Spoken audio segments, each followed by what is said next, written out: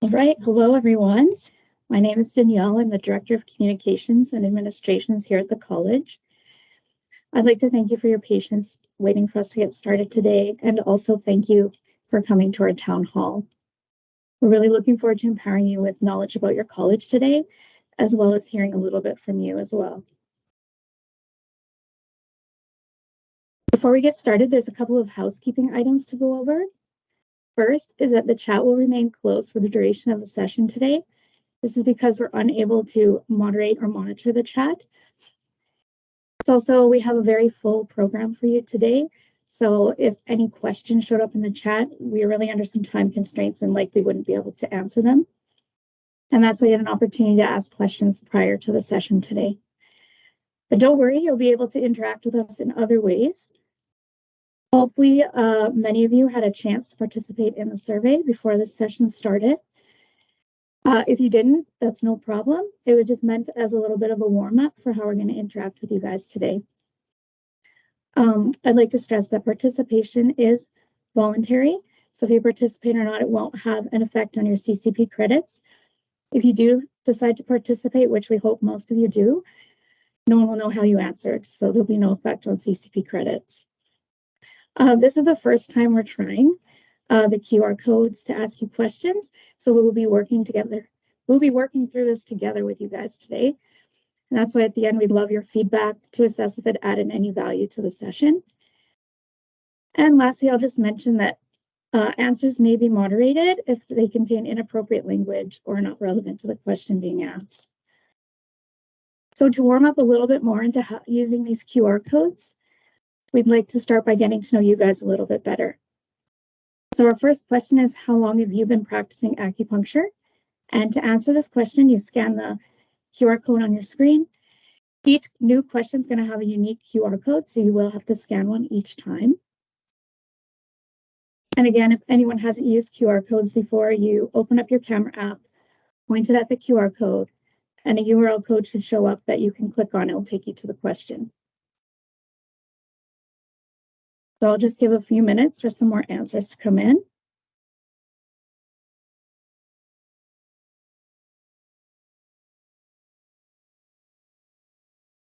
Right, it's interesting. I see we have a wide mix of experience today. Some of you have been in the profession quite a while, which is awesome. It brings a lot of experience and knowledge to the profession. And I also see quite a few people who are newer to the profession, which is also awesome. It shows there's still interest in the profession and reflects good on the health of our profession. The next question we'd like to ask you is, what city or town are you joining us from today? Once again, you can scan the QR code to let us know.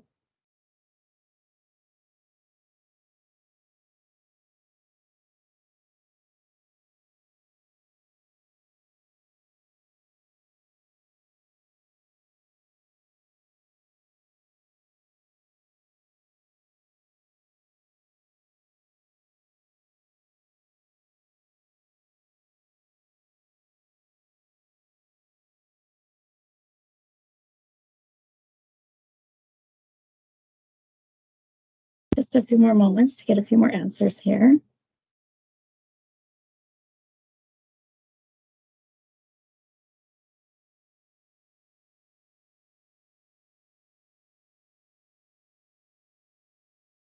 So I'm seeing our membership covers quite a wide portion of Alberta, which is so good to see. A lot of our attendees seem to be concentrated in major centers, which makes sense. But I see there's quite a few from other areas as well, which is excellent news for Albertans. At this point, I'm going to let Erin, our Executive Director and Registrar, take over and introduce herself.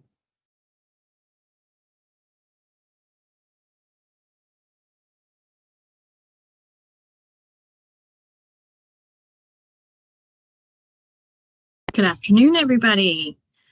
Wow, big audience. This is awesome. Thank you so much on behalf of the college and council and all of my staff. Thank you so much for joining us. We hope to be a very informative session and just to get to know us a little bit, get to know our role within the regulatory framework for the health profession here in the province. A little bit about me. I've talked to many people, but this is a great opportunity for you to get to know me a little bit. I have been with the college not quite 2 years, so it's been a whirlwind. I have as you see on the slide, I have over 30 years of experience in both private and public sectors in a wide variety of industries. In particular, though, 10 years plus as an executive within the regulatory system, so the regulatory framework within the province of Alberta. It's something that I really, when I started in it, I just really, really loved being of service. It's a way for me to be part of something bigger, part of something long lasting, part of something that impacts many. So it's really where I found my home. And now here at the college, it's amazing for me to be building us for a much stronger future. So that's something that I've especially passionate about, and really about setting the foundation of the organization for excellence on the long term as we move forward. So now I want to ask you a question. So I want to know what you find most rewarding about your career in acupuncture.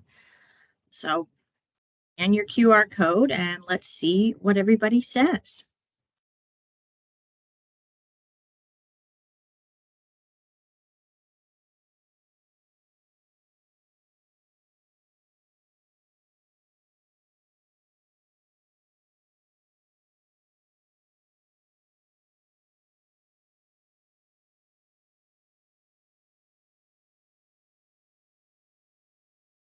You can start to see the answers coming through. Isn't that amazing?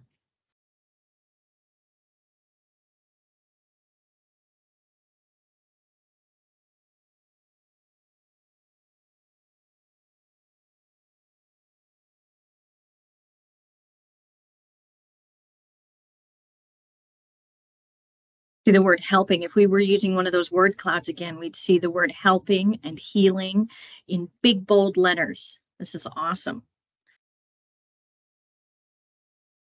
So serving Albertans means a ton to many of you as well, which is amazing.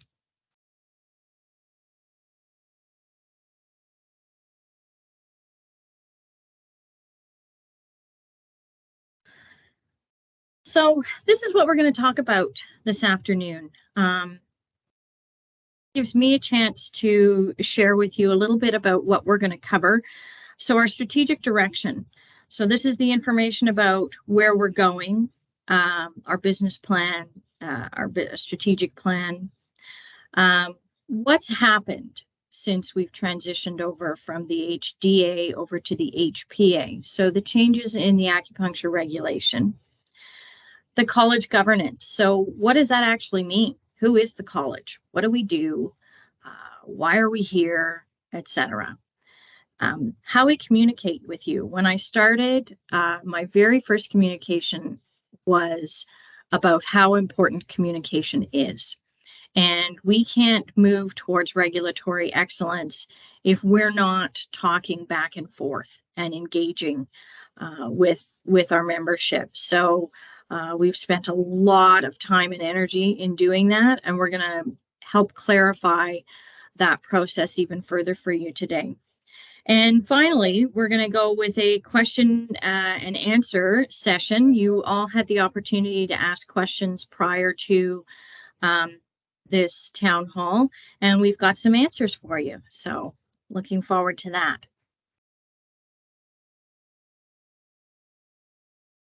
So this is a question that was asked at the beginning. What are you most interested in learning about today? Well, here's the first answer. So the regulations. So what is the changes from the HDA to the HPA mean? So that's a great topic. We're going to cover all of that for you. So let's talk first and foremost about our strategic direction. When I started in 2022, we wanted to build the foundation for the organization. And the council and I spent a ton of time both defining what that means, but articulating what that would look like for the future. So building out the strategy for the organization, what we're going to focus on for the next 5 years. We set the foundation. You always start with your vision and your mission and your values. Those are the core components of the organization. They live beyond any strategic plan, any operational focuses. This is really the essence of who we are. And I mean, I know you've seen this. We've shared these, the vision and the mission and values, a ton over the last year. But I wanted to give you a little bit of a peek behind the curtain, shall we say, about the motivation as to how we came up with these statements. The first thing I'm going to say is when you're developing a vision and a mission and all your values, words really matter.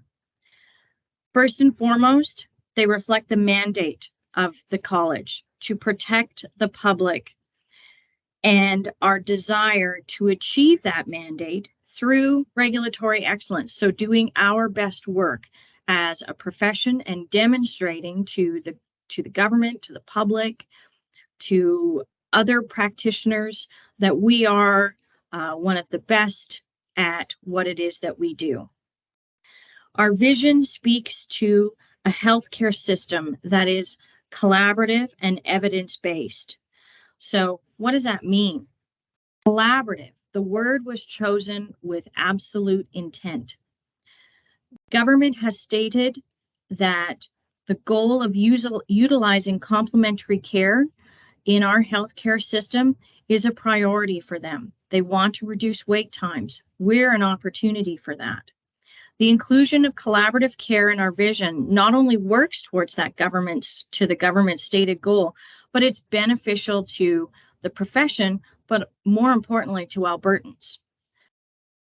Our values. We chose the values that speak most to both the staff and to the council. Living these values is the foundation of our work. So when we bring people on, it's how are you going to embody these values? What do you do to bring them to life? So we asked, which of the values speak most to you? And that's why we included this in our questions. Look at that. That's a tie, dead heat.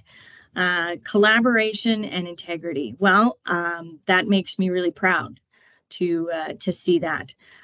Definitely, I'm a team player. Loved working in a collaborative environment, but integrity is always a cornerstone. You need to have it in order to have people trust you, believe in you, and I think as a health professional, you know that better than anyone. So that's amazing. Thank you for that. Let's talk for a minute about our strategic plan. You'll see up here, there's been a lot of conversation again about these things. So while we spoke about the vision and mission, that's the why we do things. So why are things important to us, the values, etc. But the strategic plan gives us that horizon. So it gives us where we're going, what we want to achieve. It sets the long-term goals for the organization, and it creates a map for us that allows us over the length of time to course correct if we need to make sure that we're always reflecting what's current, but always keeping our eye on that horizon as to where we want to go. You can see the summary of the goals here. These again have been communicated a ton out to all of you. So, you know, this shouldn't be too new for you, but when we boil them down right to the core, what is it that we're here to do?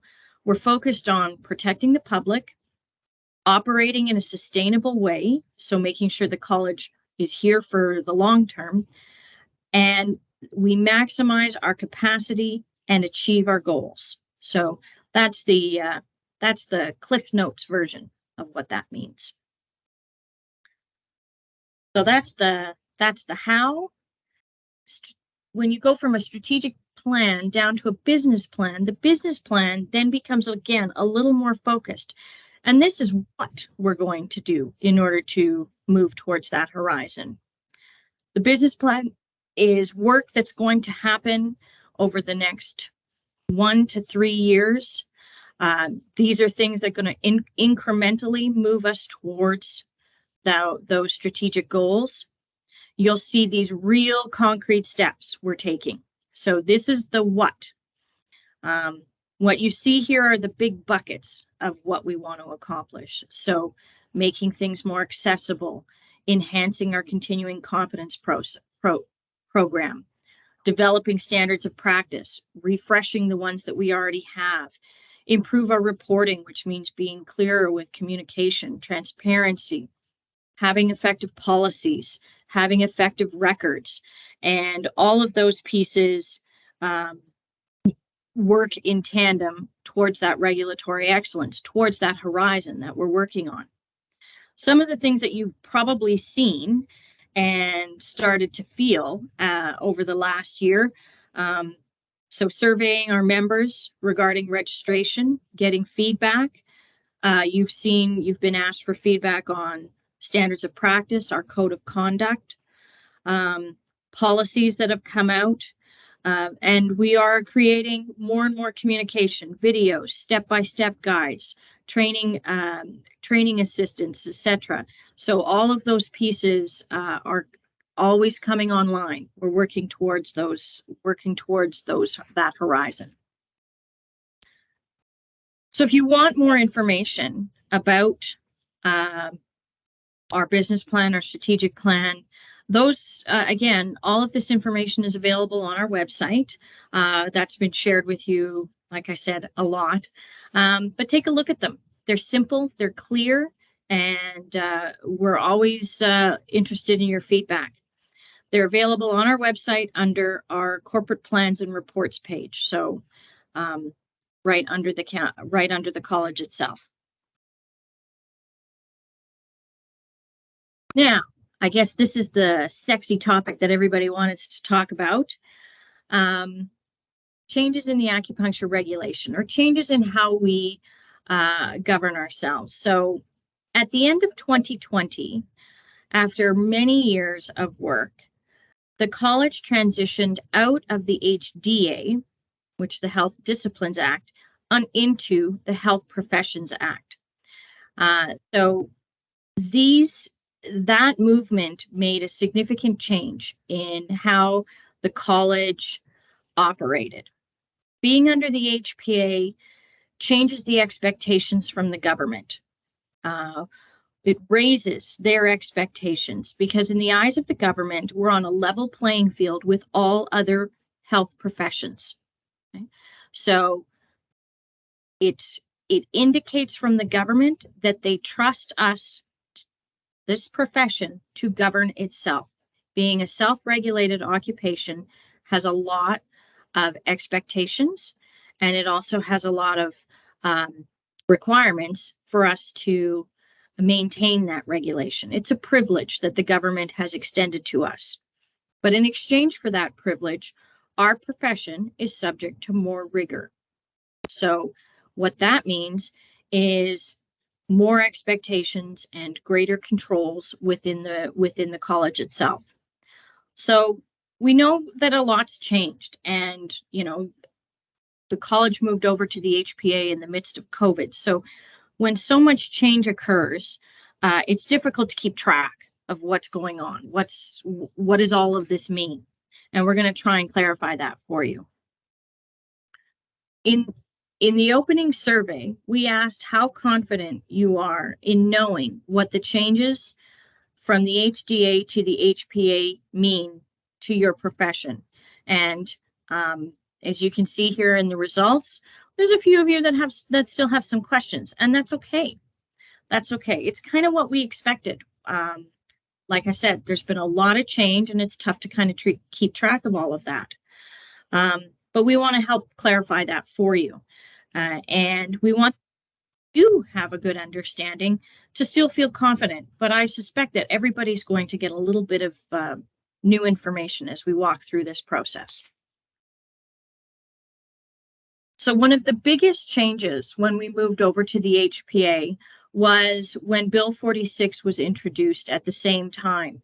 And what that meant was, under the HPA, the college needed to separate from the association.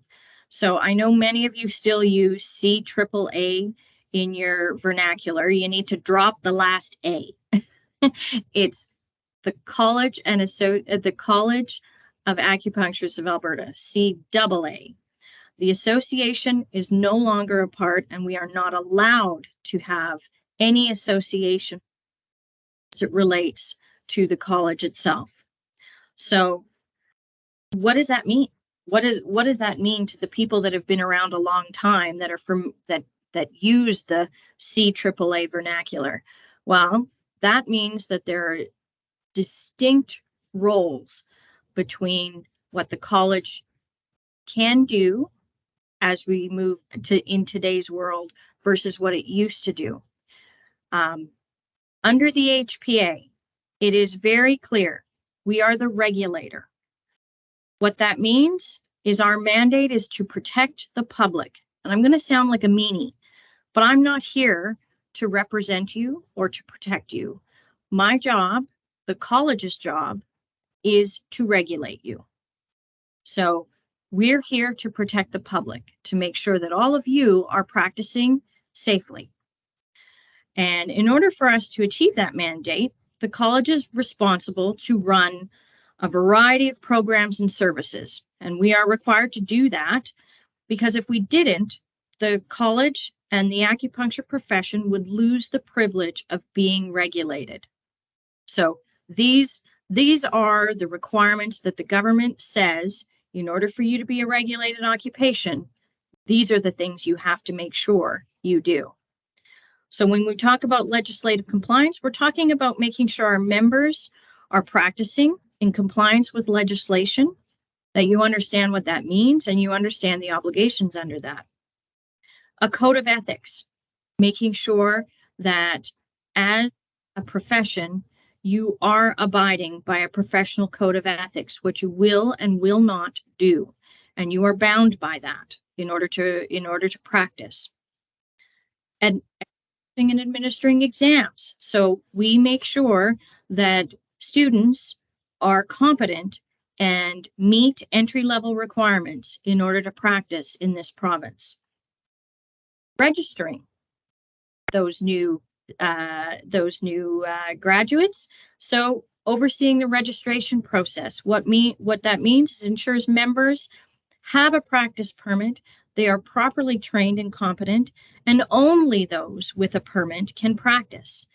It's also a tool that is accessible to the public for them to search information about practitioners in the province. So there is a requirement for us to have a registry that is on public display for all of the public to access.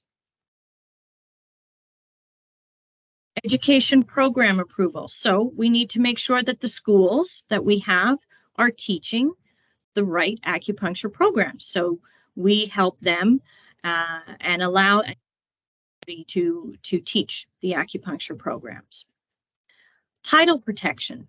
So again, only regulated members can use protected titles. So whether you're in any regulated occupation, you have a protected title. Our titles, we're going to get into more details about this, but our title, the Doctor of Acupuncture or a Registered Acupuncturist, are protected titles. So only those that are regulated members can use those titles. Developing and enforcing standards of practice. So again, making sure that practitioners know what they can and can't do as they go through their day-to-day occupation. It ensures regulated members avoid unprofessional conduct or stepping outside of what it is they're allowed to do. Running a continuing competence program, ensuring that regulated members are constantly working on enhancing their knowledge base and pushing in terms of their professional services. So running that is, again, a core function of the college. Building partnerships. So building partnerships with partners, both in the acupuncture profession, to protect and serve the public interest. So having good relationships with the schools, the associations, and other health professionals does make a big difference. Running a complaints management process. So a fair and transparent, objective, and impartial mechanism to ensure members adhere to those professional standards. So we're going to talk a little bit more about that, but that's a huge component of the college. Providing administration on regulatory committees. So we're going to talk a little bit more about this as well, but their regulatory committees are made up of regulated members like yourselves, and their resources to help inform both myself and the staff in a variety of areas, but we're going to talk a little bit more about that. And finally, providing administration for hearings and appeals if complaints move towards that process. So all of these are required for the college to do.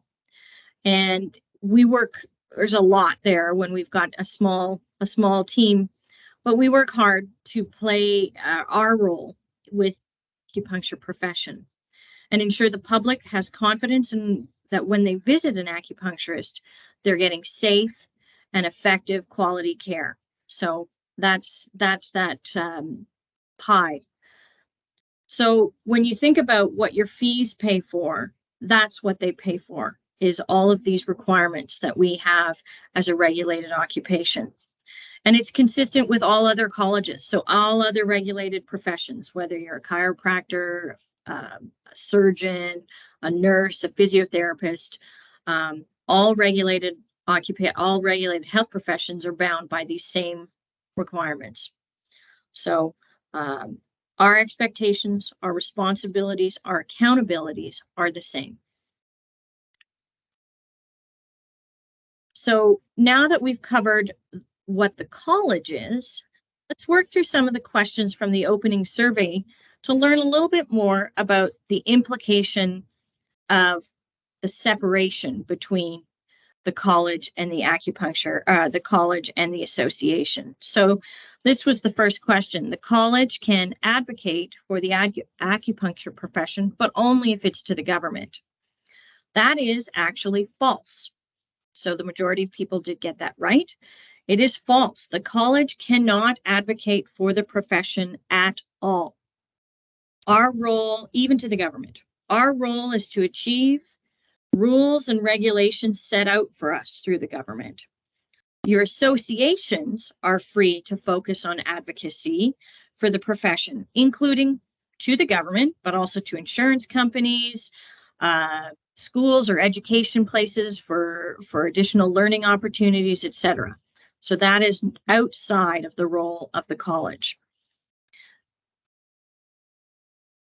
Regulated members provide recommendations to the registrar through membership on regulatory committees.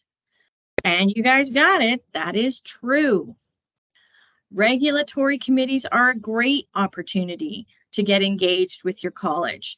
It's a great way for regulated members to have a role or a say in the decisions that the college makes.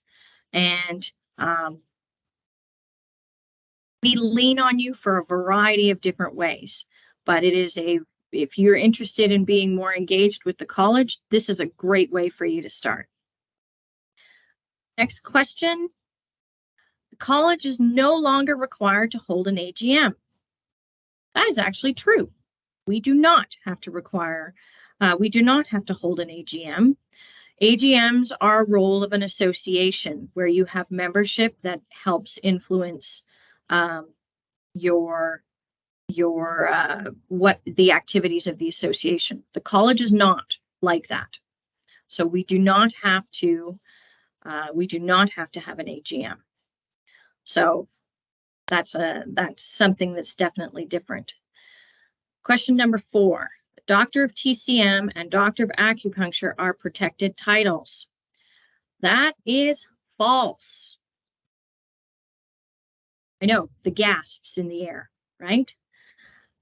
Schedule 1, Section 2 of the HPA outlines protected titles of the acupuncture profession. The Doctor of Acupuncture is a protected title. In Section 15.1 of the regulation, it highlights all of the protected titles that are available under being an acupuncture. Doctor of TCM is not. TCM is not regulated in the province, so therefore it cannot be used. Section 128 of the HPA states that you cannot use the title of doctor unless you are authorized by a regulator. And because we do not regulate TCM, it is not a protected title. Last question. Colleges and associations work together to set the standards for competence requirements. This is false. The college is the only entity that sets standards for competence requirements. Now, having said that, the college asks for input on those standards through whether it's through surveys or dialogue with the associations, but the college sets the standards for competence requirements, not the association. So you can see that there was some confusion out there, and hopefully all of you have kind of been, some surprising answers that perhaps have helped clarify some questions for you. So now we mentioned that the college is required to run a continuing competence program. I'm going to stop talking for a minute, have Frank, our Director of Competency and Education, talk about the importance of the continuing competence program and share with you some of his insights.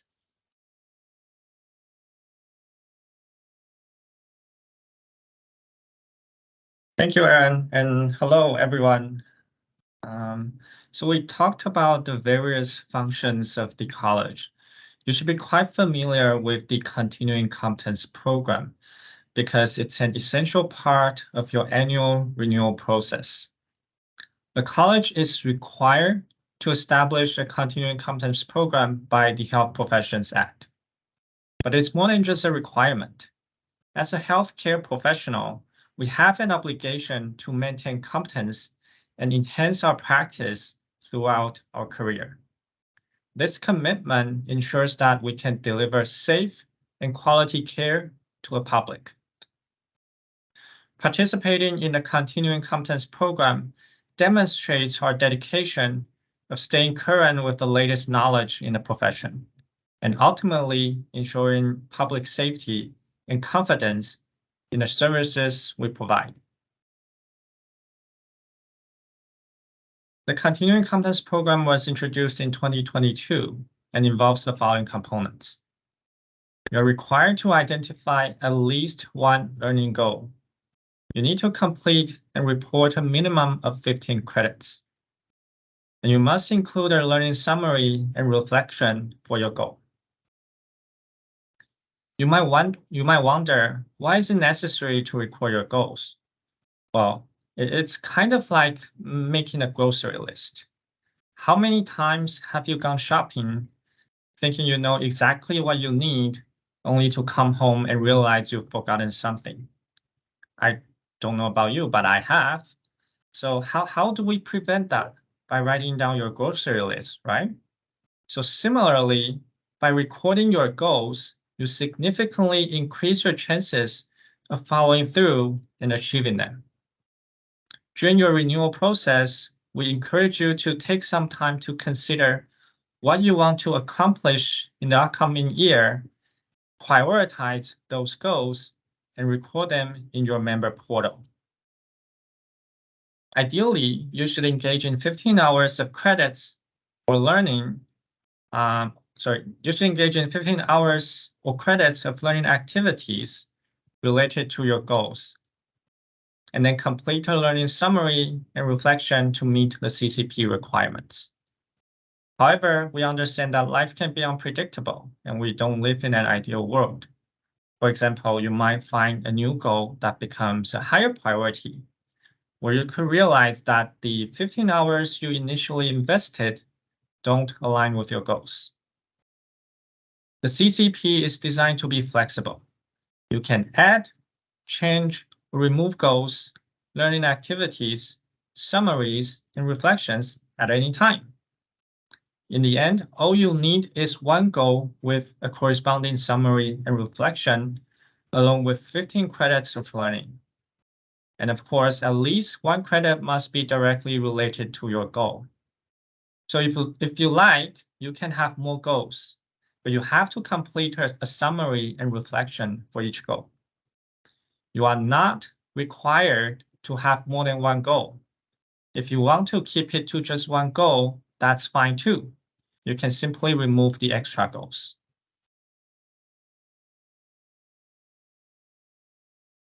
Once again, I want to emphasize the flexibility of the program. You have the freedom to choose learning activities that align with your preferred learning style, such as taking a course or reading a textbook, as long as you can provide proof of completion. You also need to ensure that relearning allows you to acquire new knowledge or reinforce existing skills, which means you don't necessarily have to learn something entirely new. It could be something that you learned but needs updating. For instance, reading the latest edition of the Clean Needle Technique Manual can count towards CCP credits. 1 hour of meaningful learning equates to 1 credit. So you can claim the number of hours you spent on reading the manual as CCP credits. I want to briefly mention that we have updated our CCP page on our website to include some of the most common topics that are eligible for CCP credits. To find this section, visit our website and under Registrants, click on Continuing Competence Program.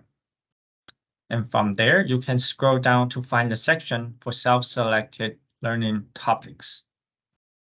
If the topic of the course you wish to take is similar to a topic listed, most likely it's eligible for credits. The college does not pre-approve any CEU providers or courses. We recognize that each member may have their unique needs. Pre-approving courses may not serve the diverse needs of our membership. Therefore, our CCP encourages you to take responsibility for your own learning and carefully assess your professional development needs and choose courses that align with your continuing competence goals. The only time we will confirm the content and learning outcome is for the mandatory college-directed activities. So here we have a question for you. Please scan the QR code to answer. Which type of courses does the college run for CCP credits?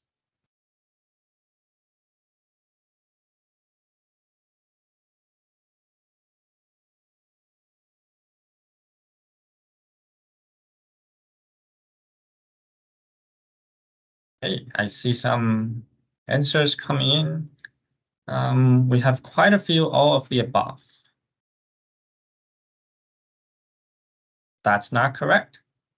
The college sets the standards for ethical and competent practice, and it is important to ensure that these standards are effectively communicated to the registrants.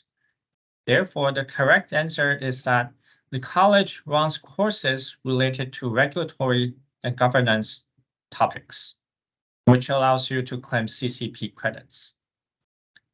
The college has continuing competence program requirements, but it is not the college's role to offer acupuncture technique courses. And finally, the webinars regarding how your member portal works do not count towards CCP credits because they do not contribute to maintaining or enhancing your competence as an acupuncturist. So this concludes my part, and I will hand it over to our complaints director, Andrea Snow.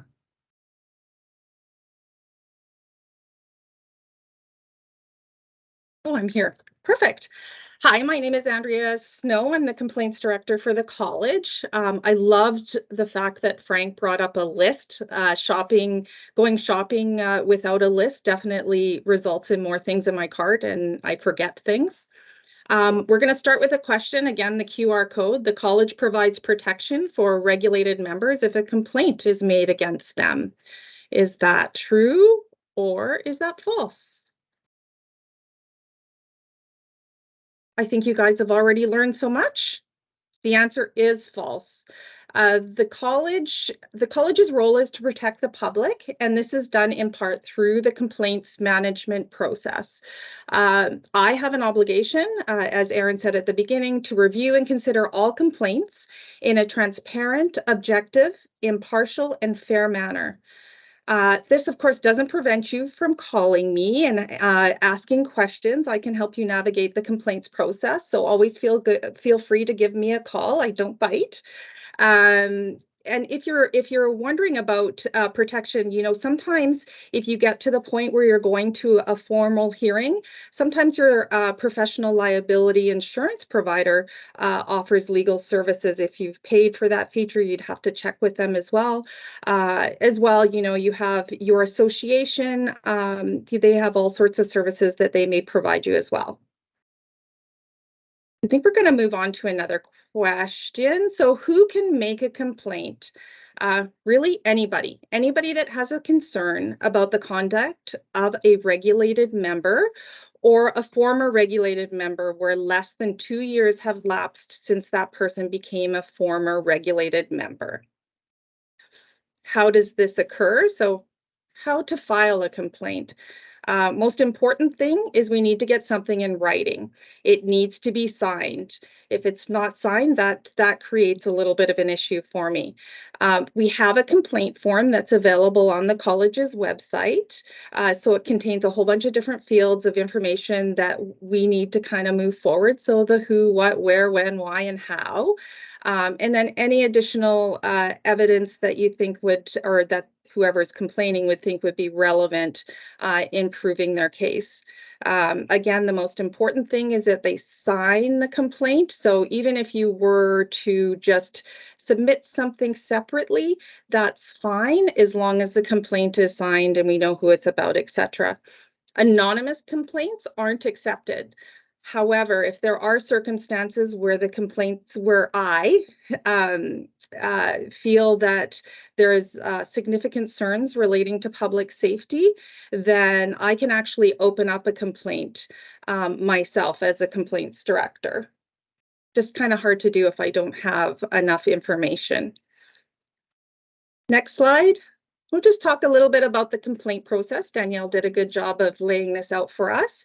So the first step in the process is assessing our authority. So the initial triage. So ultimately, when I get a call or I get a complaint in the college here, I look at the information, I make sure that it involves a regulated member or a former regulated member within the last couple of years. If we have that authority and they've signed it in accordance with Section 54 of the Act, the next step is to follow up with that individual who lodged the complaint.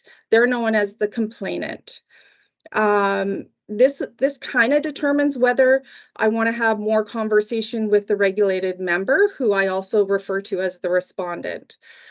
So, if the matter at hand doesn't involve or pose an immediate danger to the public, I also consider, hey, is there an opportunity to resolve this issue before I open up a formal complaint?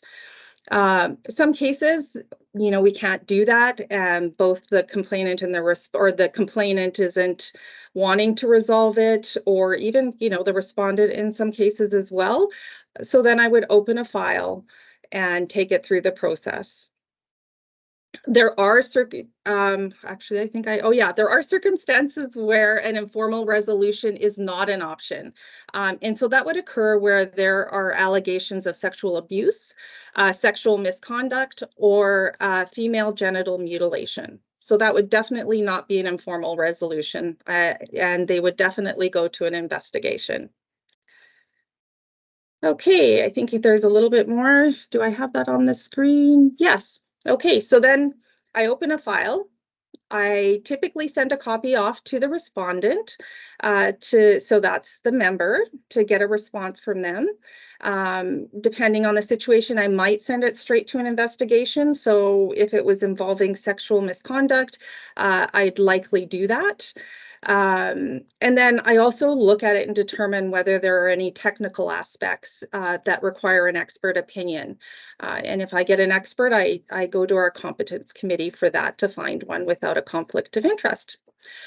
Once all information is compiled, then I make a decision. So what does that look like? I could dismiss the complaint if there isn't sufficient evidence. I could reach an agreement, or there could be an agreement between me and the member, or I could refer it to a conduct hearing. And there's a couple of different types of hearings. One where it's an uncontested hearing, meaning that the member admits that they've been unethical or unprofessional, and they accept a sanction, and that's through an agreed statement of facts and joint submission on sanction. Or a contested hearing where they don't agree with that and they don't admit the behavior, and we just go to a conduct hearing where I present my case and they present theirs.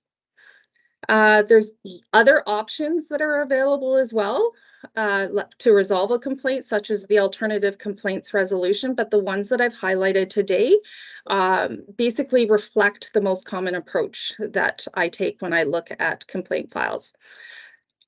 A file is closed once we've completed all steps that were in step number 8, but we've moved on. Transparency is next. So for your reference, the colleges posts on our website, the college posts at the dates of upcoming hearings. Sorry, I'm tongue-tied. Copies of agreements. If we reach any agreements with our members, we post copies of those, and typically those would be in a redacted form. Any kind of hearing outcomes we post on the website. And so I encourage you to take some time to go look at the website and review the agreements and decisions that are posted there, because they usually present some really good learning opportunities as well. Also, hearings are open to the public. So if you want to see what the hearing process looks like, you can reach out to our college hearings director to see if you can observe a hearing. It's always a good education process for you. We also publish, or I also put an article in the Conduct Corner, or labeled the Conduct Corner in the Executive Director's newsletter, which is a great resource, and it highlights learnings from complaints. So be sure to give those a read when they pop up in your email.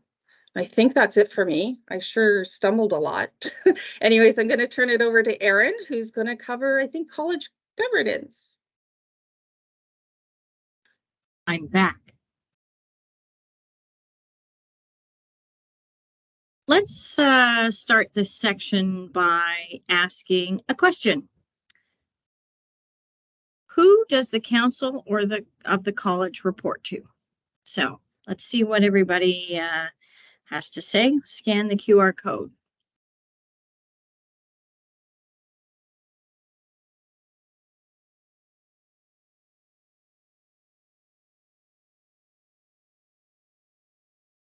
See the results coming up.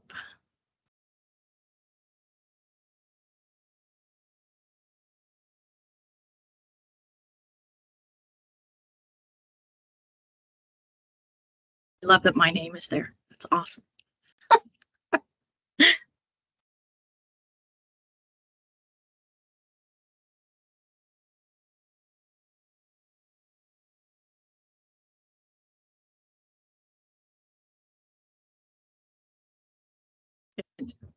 Everybody's got it. Yeah. With the exception of my name. That's not actually the case. But yes, the answer is the government. So the structure of the college is led by the council. They're our governing body. And like all colleges, we are accountable to the Minister of Health. The Minister of Health oversees our entire healthcare system. So as a regulated occupation, they're the buck that we stop with. The role of the college, I think I've said this a few times, and now it's probably starting to sound a little repetitive, but the role of the college is to protect and serve the public interest, which of course is represented by government. And the Act, the Health Professions Act, and the acupuncture regulation that are put in place provide the sandbox in which we play. The council, which is comprised of both regulated members and public members appointed by government, they oversee the executive director and registrar. That's this gal here. Their job is to make sure that their sole employee, myself, is effectively running the college. So from there, the executive director is supported by some totally amazing staff and totally amazing volunteers from the regulatory committees. Can I just ask all of the staff to turn on your cameras for just a second so you can see their smiling faces? So you see Andrea, who's chatted, Frank, our Director of Education, Danielle, our Director of Communications and Administration, and of course, Jenny, the person you probably speak to and love the most out of all of us. Jenny White is right there working with us as well. Thank you, guys. Our regulatory committees, I think I mentioned earlier, are made up 100% of regulated members like yourselves. And I will speak to a little bit more about what they do. So right there in blue, it says we're currently recruiting, folks. This is your opportunity to play a role in the college's decision making. It's important for a healthy regulator gets input from their members. So it's really a great way for you, if you're interested at all in giving back to your profession, to play a role on either the regulatory committees or council. We are currently recruiting for regulatory committee members, which you've probably seen an email come out. I would like to recognize that today on this call, we have 3 of our council members attending. As well, we have 1, 2, 3, 4, 5, I think 4 committee members attending as well. So they're all here taking time out to both learn as professionals, but also represent those committees. So the council is made up, as I mentioned, a mixture of both regulated and public members. So the public members are appointed by government, and then we do recruitment, competence-based recruitment for regulated members.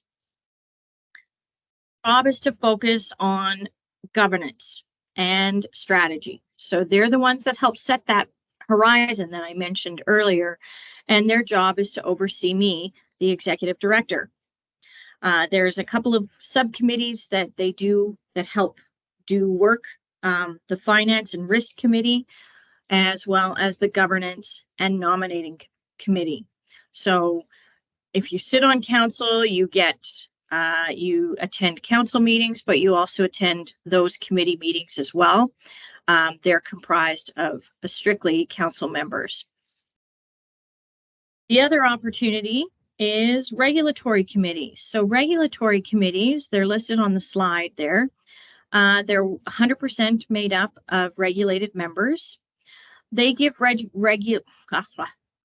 recommendations to both myself and or on specific programs that the college runs. So their job is to provide advice. That they attend really depends on the body of work that's in front of them. So as we're building out programs, we might need to lean on them more often, depending upon if there's complaints or hearings, as Andrea mentioned. Those committee members attend those. They're required to attend those and sit on the tribunal. So the nice thing about this is when you give back to your college, or as you take a more leading role within your profession, you can also earn continuing competence credits as well. So I know now you're all peaked. I'm sure I'll get a flurry of applications now, but you are eligible for CCP credits as regulatory committee and or council members. So, question: how long do you think someone can serve on the council or a committee according to our bylaws? Let's see what everybody says.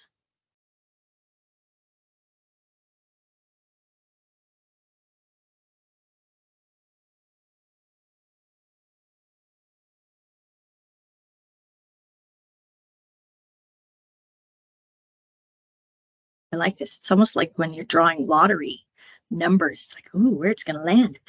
But it looks like the majority is correct. The answer is 2 terms of 3 years to a maximum of 6 years. So the caveat here is you don't have to stay the full 6 years, but we love you to. And you can, these terms are established by the HPA. So this isn't something that we make up. It's drawn out by the HPA, and you get a real insight as to what happens in those 6 years. So if you're looking for more information about the college, the governance, the structure, you can find our bylaws on our website on under the governance documents page. So again, that's always available. You can also find the council and committee's terms of references there if you're interested in looking into seeing which one speaks to you and where you'd like to get more involved.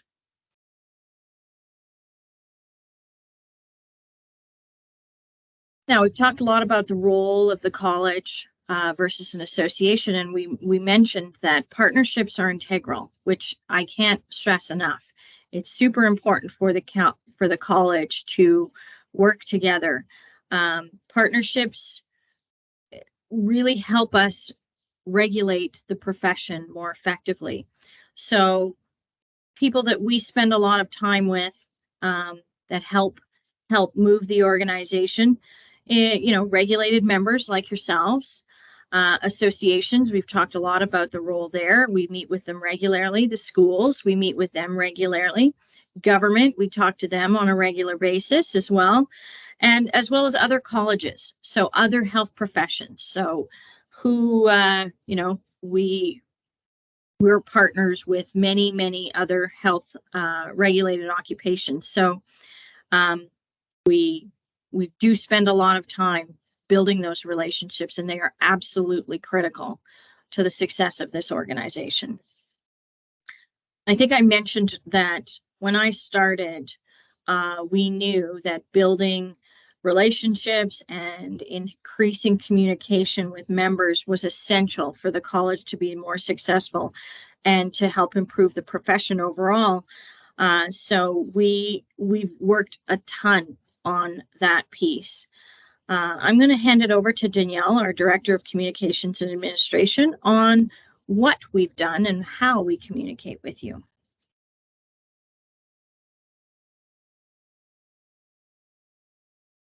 All right, thank you, Erin. Hello again, everyone. Again, I'm Danielle, the Director of Communications and Administration here at the college, and I'd really love to speak with you today a little bit about some of the ways we've been trying to improve communication with you in the last year. So first, I'd like to go into some of the methods we've been communicating in the last year. And the first one of these methods I'd like to chat with you about is the executive director updates. These go out quarterly to our members via email. They're also posted on our social media pages and on our website. I really encourage our members to read these when they come out because they're probably the single richest source of information that we have about things immediately happening at the college right now. Next, of course, are town halls. What's unique and what we like about town halls is they're a little bit more personable. You can see our faces, hear our voices, and it also gives us a little bit of an opportunity for two-way communication, such as the questions you've been seeing throughout this presentation and at the question and answer portion at the end today. Next, of course, is our website. There's a ton of information on our website. You can find things about applications, continuing competency, renewal, instructions on how to use your member portal, and more. We've really been trying to improve our website as well over the last year, making it more user-friendly and easier to find the information you're looking for. Another thing you can find on our website is the answers to frequently asked questions. So if you have questions about any of the topics that are on our website, you can likely find the answer there. Next are surveys. Surveys are a really valuable source of information for us. They're how we get your input into how we can make improvements on programs at the college. So one example is the CCP and renewal survey that you received earlier this year. We use those results to make quite a few improvements that we hope you see during your next renewal cycle. Next, of course, are emails. We realize not all of our members are following our social media pages or checking our website regularly. So a lot of information gets sent by email because that's how we ensure that all of our members are receiving the information. We know that emails can be a lot sometimes. So we've recently implemented a new classification system for our emails. Some of those categories for that classification system are listed here. So the first one is information. So that is something that's good to know, but not critical, as opposed to required reading. These are things you really need to read and understand in order to keep continuing to practice according to your legislative requirements.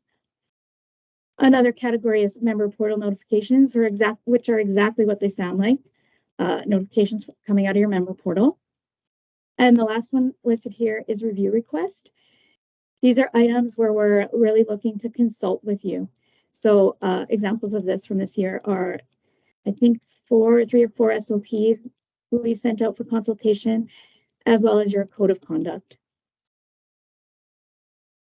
Next is of course, our phone number and email. This is how you can reach out directly to us. And lastly, here's our social media channels. We have a page on Facebook and LinkedIn. And speaking of social media channels, I was really interested in how many of you are following us on those pages. And here are the results from our opening survey. So, sorry, I'm going to push forward to the next one. Okay, so yes and no. So I see most of you are not. Hopefully we can change that today. I really encourage you to go sign up for our Facebook pages and LinkedIn page, because we do post some helpful items on there that we don't communicate in any other means.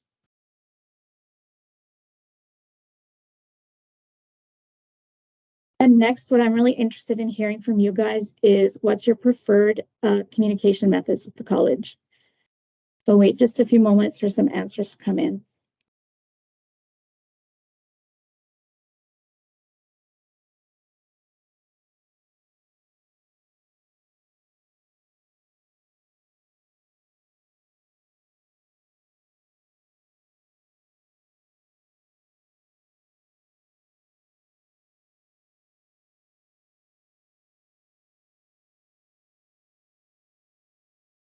All right, so I see them bouncing around a bit here, but clearly emails are a top contender.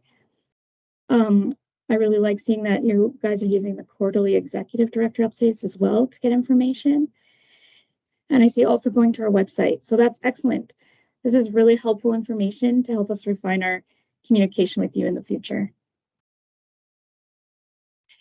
And lastly, today, I'd like to talk to you about some videos that are coming out from the college soon.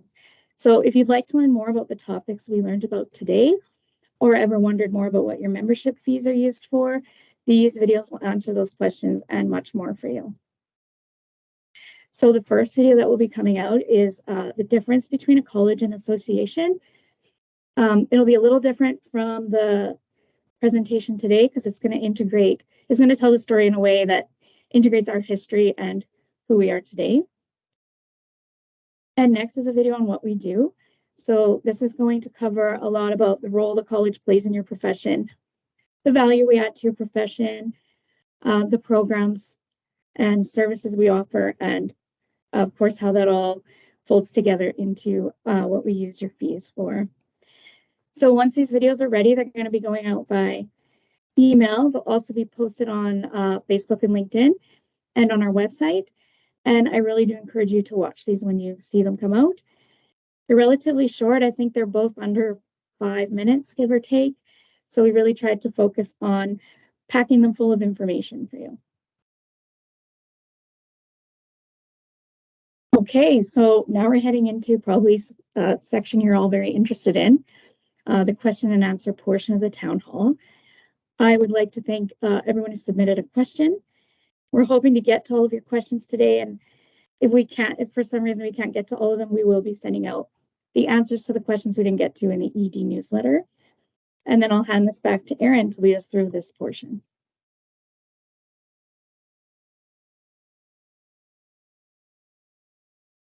Great, thanks so much.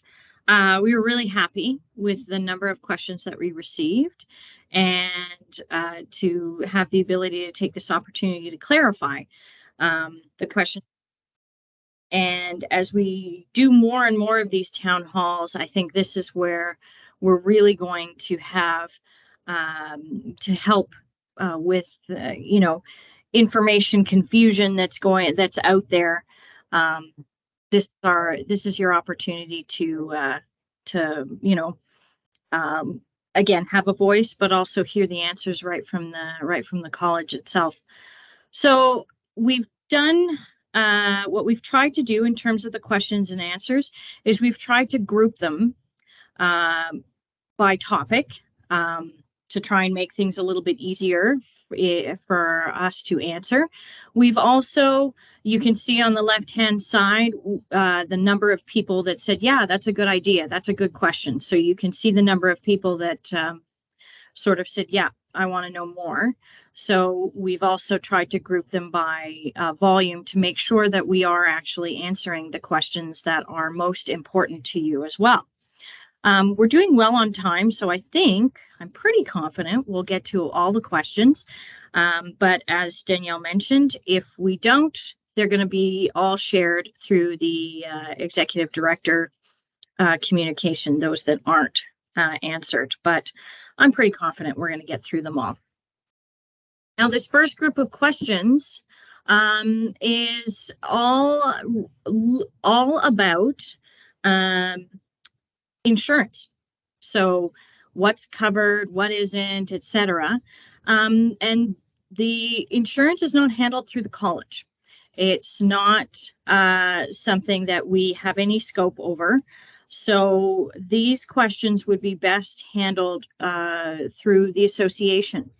As I mentioned, advocacy happens through the association, and that includes talking to insurance companies about expanding coverage, etc., when it comes to acupuncture treatments. So these three questions, they're great questions and a great opportunity for the association to work with insurance providers from a practice perspective. So great questions.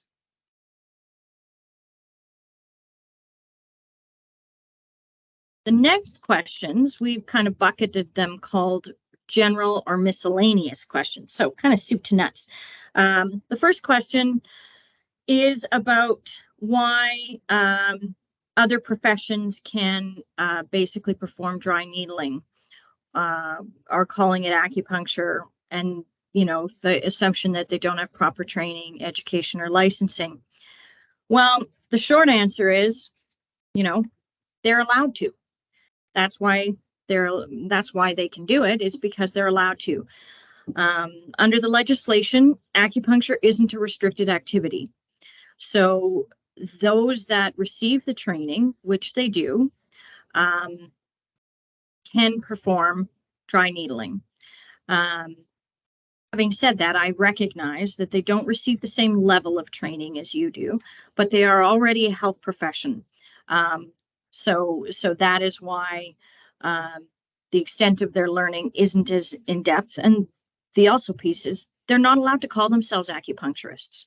So that is a protected title, and only those that are licensed through the college can call themselves acupuncturists. So while they can perform acupuncture or dry needling, they can't call themselves acupuncturists. So I hope that answers your question.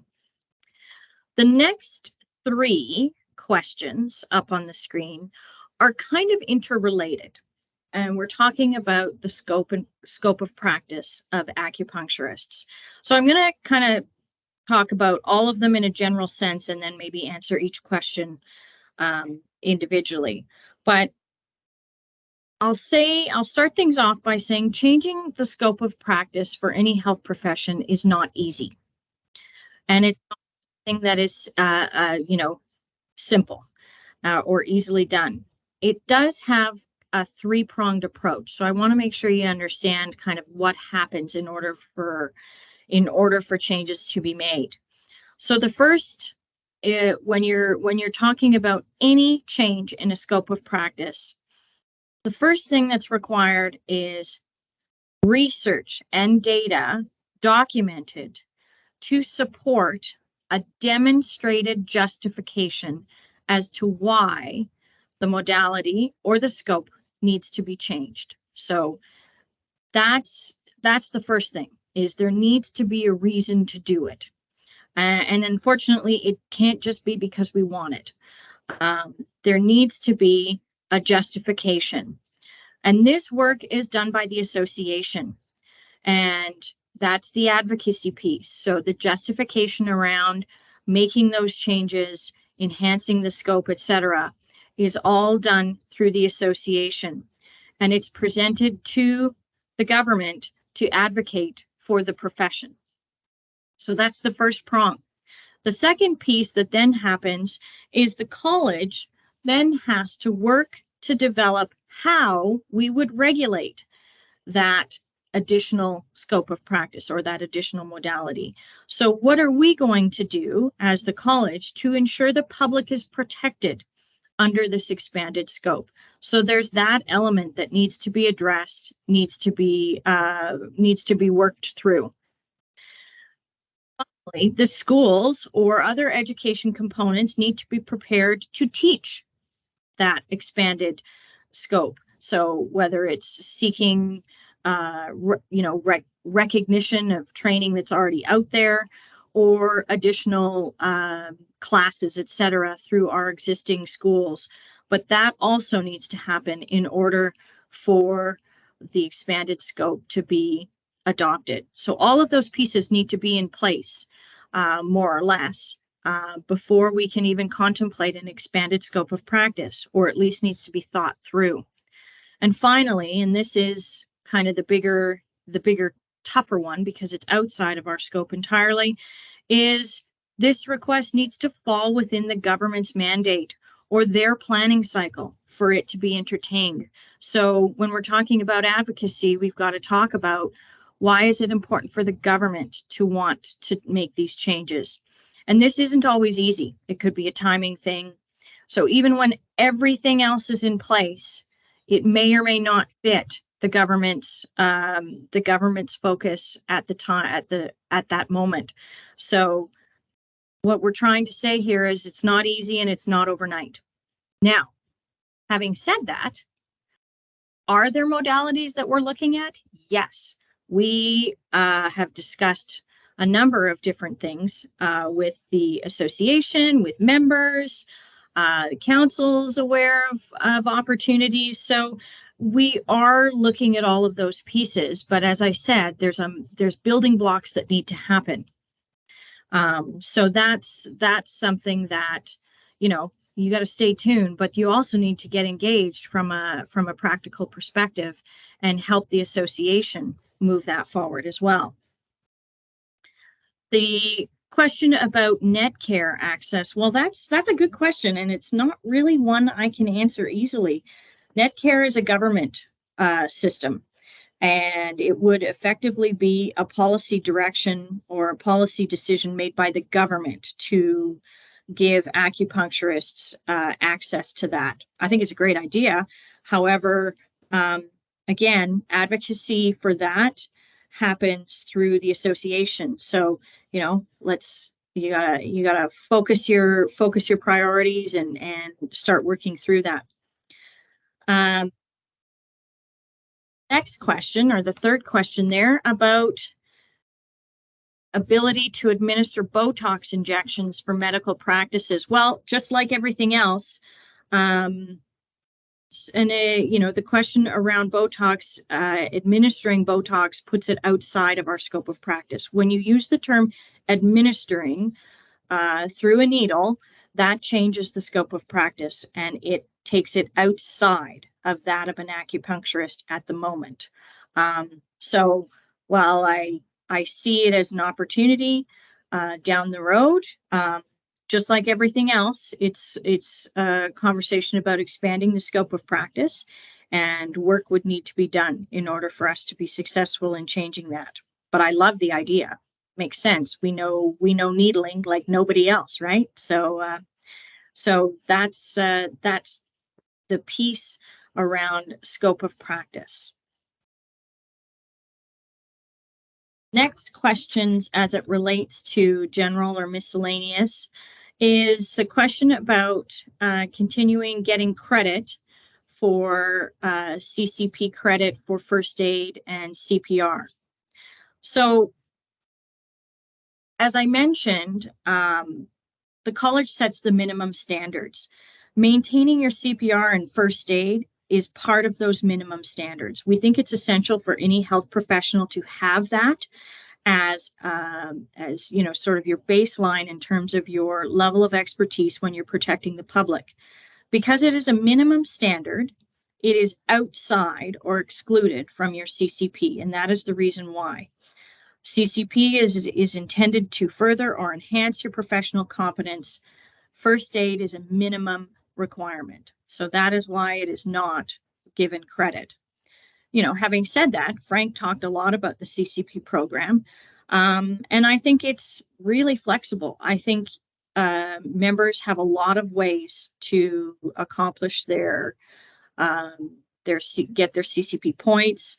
I think it's also a wide, really flexible, and it's on par with many other health professions in terms of point recognition and achievability. So I don't think it's an overly onerous requirement when it comes to both enhancing your knowledge, maintaining your knowledge, and protecting the public.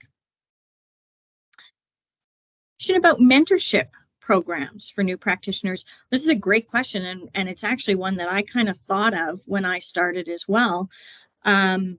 I love the idea of creating communities of professionals, you know, and that's something that you could connect with the schools or with the associations to develop a mentor group. You know, some of you we saw earlier in the session about how many people have been practicing for, you know, longer periods of time, and many of the new entrants, they probably really benefit from that knowledge and that experience. So I would definitely encourage, you know, the associations or the schools to develop mentorship programs.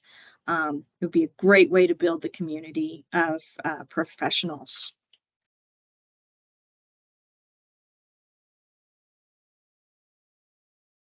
Question.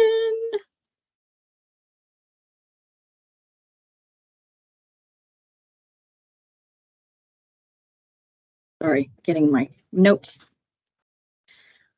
So, question about vaccine requirements and, what's the college's stance on that? As the regulator, remember, we're the regulator, the college is required to comply with government direction on any health mandates or any mandates that are put in place to protect the public. So that is the role of the regulator. Advocacy around what that means is done through the associations. So again, while I think just the question itself gives you some direction as to where you would want to go, should we ever be in that situation again. Next questions. This is about protected title. Now, we've talked a lot about this so far, but again, there was always questions around this. There's one protected title of Doctor of Acupuncture. Should we all be calling ourselves a Doctor of Acupuncture? Well, you can. You've earned the right. Under the regulation, section 15.1, I think I mentioned it, there are, it highlights the titles that are permitted and protected to use in the province. So acupuncturist is a protected title, so you can call yourself an acupuncturist. The D.AC, so the Doctor of Acupuncture, is a protected title and one that you've earned. And the R.AC, so the regulated or registered acupuncturist. So those are the three protected titles that you are free to use. Your certificate, when you renew, does show Doctor of Acupuncture. We felt that it gave, you've all worked really hard to get the title. So you get it on your renewal certificate. As I mentioned earlier, Doctor of TCM is not a recognized title. And again, section 128 of the HPA very clearly states that you cannot use that in conjunction with providing a health service unless you are authorized by a regulatory authority like your college, and you are not. It is not a regulated, TCM is not regulated in the province, so therefore you cannot use it. And I know many of you are disappointed by that, but it is in fact the truth. So the second question about enhancing the acupuncture program or turning it into a graduate program, and then the comment about new graduates, I'll kind of do that in a two-pronged answer. So schools right now teach to the national competency profile that's established within the acupuncture profession. So that is what you're learning. That is what they are teaching. There's no need to enhance the program. The Doctor of Acupuncture is the designation that you have earned as it relates to the schooling that you have taken. So there's no need at this point to go beyond that. The other comment about professional practices of your colleagues, I just want to, again, Andrea mentioned it, but I just want to mention that you, as a self-regulated occupation, you have a legal obligation to report any issues that go outside of your standards of practice, outside of your code of conduct. You have a legal obligation to report that to your college. So just make that full stop. I don't expect that Andrea will be inundated with a pile of calls, but that is the price you pay to be a regulated occupation, is you need to be accountable and you need to hold your colleagues accountable as it relates to professional practice and the professional standards of your profession.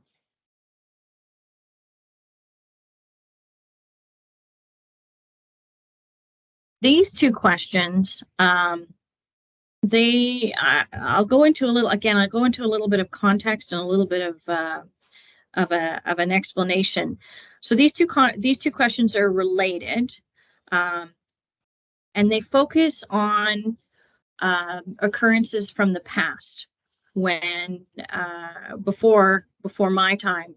The David K. report was a governance review that was initiated by the council prior to me starting. But it was a report that helped the council identify things that needed to be done to help the college perform at its peak under the HPA. David K. report is available on our website. You can see it. It's under the college review. You can see both the initial report, the progress report, and the final report, and the activities that the college has done to address those recommendations. So that report, that governance review was done prior to me starting.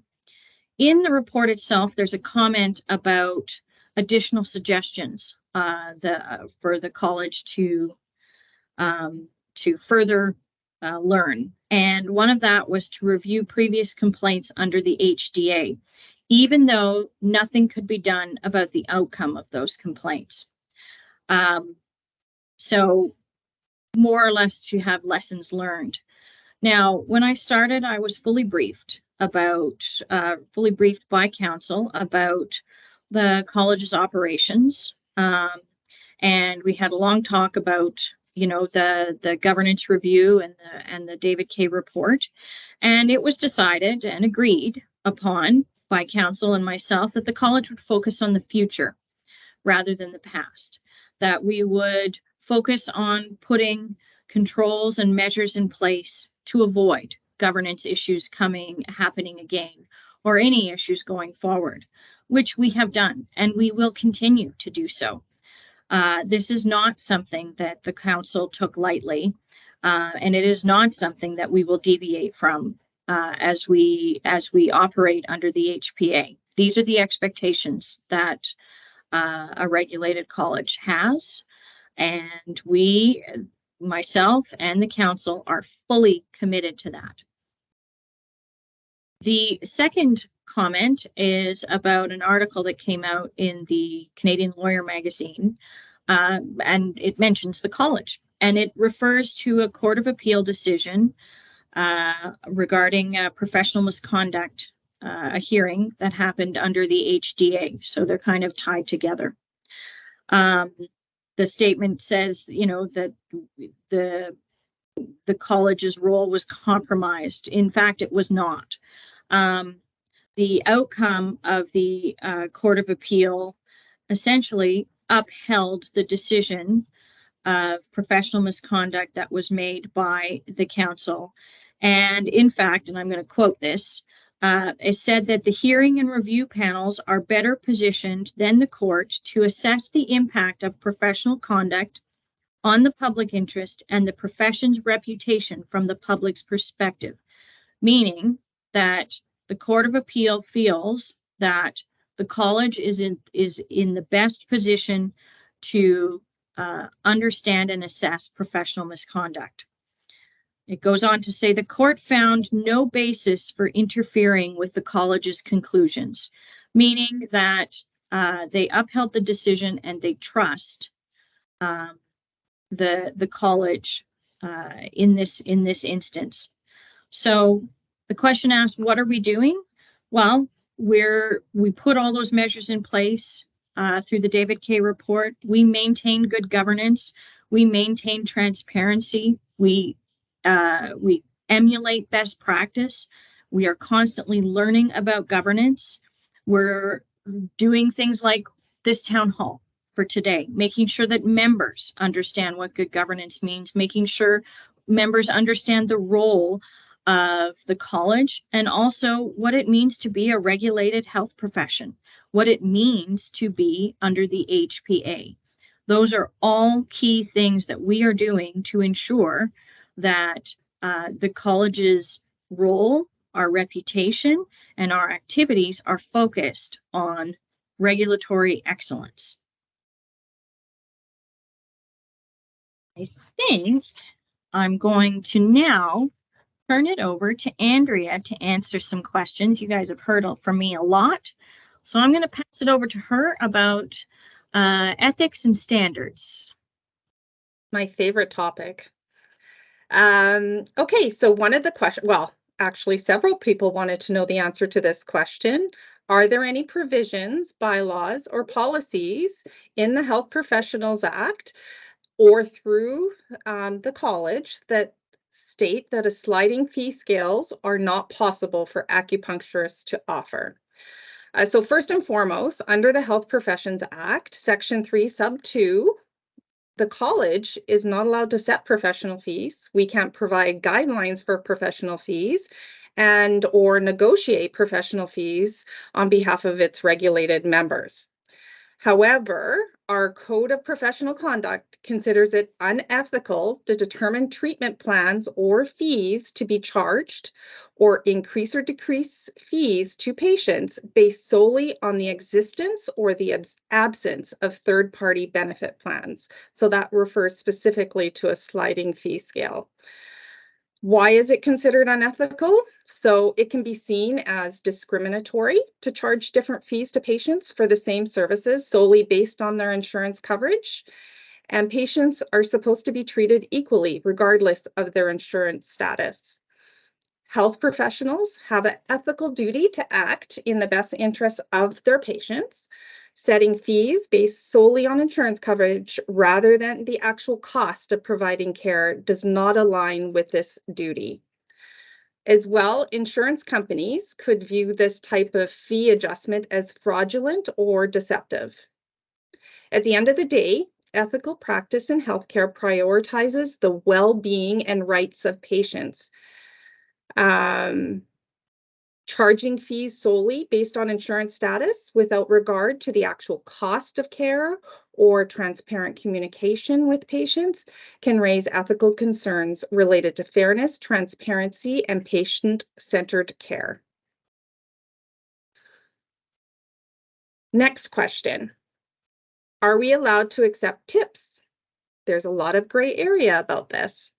So we actually have something in our code that speaks to that. Health professionals must refrain from accepting tips. As a health professional, it's your role to prioritize the well-being and best interests of your patients.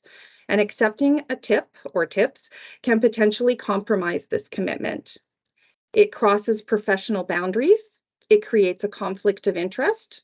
It creates unequal access to healthcare services, and it can potentially diminish trust in the health professional, yourself, and the profession as a whole.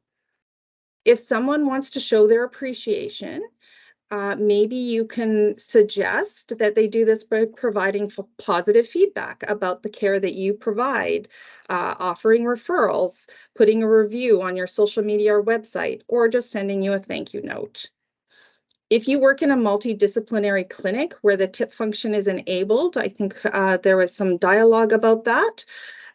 Maybe you need to have a discussion with the clinic owner or manager about this feature and see if there's a way of either removing it or clicking through it before you hand it over to your patient. The next question, if you're in an interdisciplinary clinic, really hard for afternoon. So you have several different health professionals within the clinic and they're seeing more than one of them. Do the client charts need to be restricted by view to whomever wrote it? So under the under the Health Information Act, it says disclosure requires consent.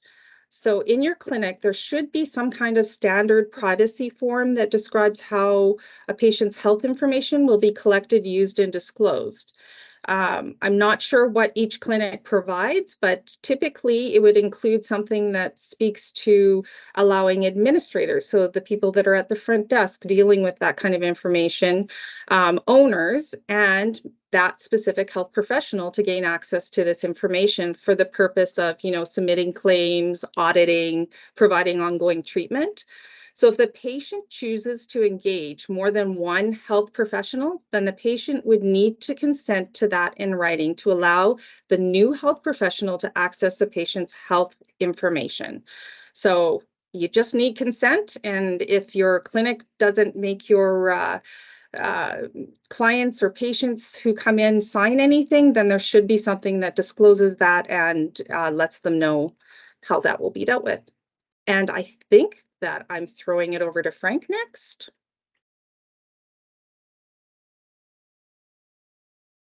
Thank you, Andrea. So I answered these questions about a little bit related to the CCP and one question related to, I think, billing. So the first question is about the Indigenous Canada course and whether the college would consider including it for educational or registration purposes. It's a great idea. During the previous registration year, the college allowed registrants to count the Indigenous Canada course as part of their CCP credits. So we're certainly open to the possibility of including this within our CCP procedure. So I think this is a great opportunity for our registrants to deepen their understanding of Indigenous cultures, histories, and perspectives. So I think that's a great idea, and we'll definitely consider that. And then the next two questions I think are similar, so I'll address them together. Basically, the questions are asking whether they can count different treatment modalities as acupuncture treatments. So the answer is no, you cannot bill facial microneedling, toina, or cupping as acupuncture appointments or treatments. According to our Code of Professional Conduct, you must provide an itemized invoice to your patient that is accurate and complete. And your billing must accurately reflect the specific treatments you provided. And then from there, it's the insurance company's job to approve the coverage. I think that answers the questions, and I think I'll hand it over back to Daniel or Aaron.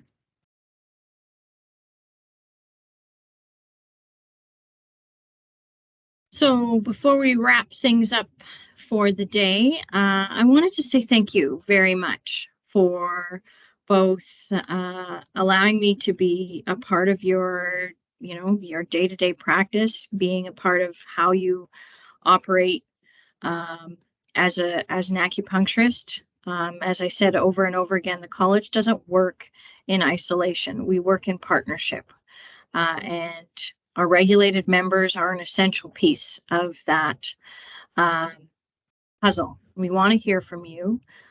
We want to learn, and we want to continue to reflect the needs of the profession as it relates to regulatory excellence. So thank you for attending, investing in yourself and in the college. I sincerely hope that you took away some little nuggets of information, and we'd like to do this again. So I'm going to hand it over to Danielle about wrapping things up from a next steps perspective. But I look forward to continuing to work with you all, and have a great rest of your day. All right, thank you, Erin. Thank you, everyone. I'd like to thank everyone for your participation, and thank you for staying engaged today. I really hope you learned something. So, this session will be posted on our website, and I really encourage you, if you felt like you learned something, to encourage your fellow members who didn't have a chance to attend to maybe take a look at that. And then the last thing is I'd really, really appreciate your feedback. How to participate in that feedback is on your screen. I'll leave this up for a few minutes after we finalize here, in case you want to complete that now. It's really short. It's 4 questions. It shouldn't take you very long. If you don't have a chance now, we'll be sending out this same information by email to the email you registered for the webinar at. Yeah, I think that's everything. Oh, the results of your feedback will be available in the next ED newsletter if you're interested. Okay, so thank you, everyone. I hope you have a wonderful rest of your day.